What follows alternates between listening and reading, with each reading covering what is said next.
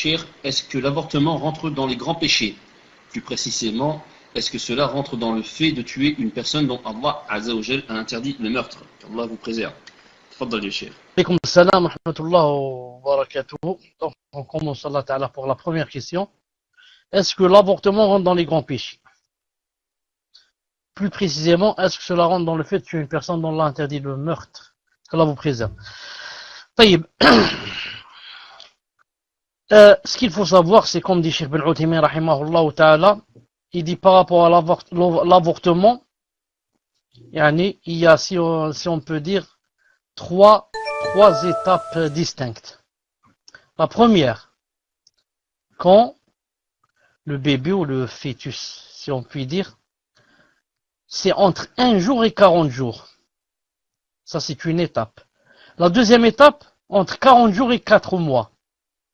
La troisième étape, entre 4 mois et plus. 5 mois, 6 mois, jusqu'à 9 mois.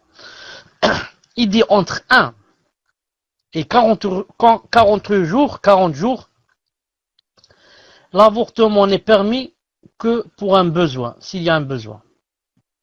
Et entre 40 et 4 mois, l'avortement n'est permis que pour une nécessité, pas un besoin. C'est plus qu'un besoin, c'est une nécessité. Et à partir de 4 mois et plus, il a dit il devient interdit. Il devient interdit. Et dans un de ses livres, il a dit, comme on dit la plupart des savants, c'est-à-dire que ça devient alors permis après 4 mois s'il y a une grande nécessité, comme on a peur que sa mère meure. Pourquoi j'ai dit comme ça, il a rejoint les autres savants? Car dans un de ses livres, il dit que même si on sait qu'elle va mourir, on la laisse. Il dit, après 4 mois, il n'y a pas d'avortement. Et dans un autre livre, il a dit, comme les autres savants, qui disent que même après 4 mois, c'est permis, mais vraiment dans une contrainte, quand les médecins sont unanimes à dire que si elle accouche, elle va mourir, par exemple.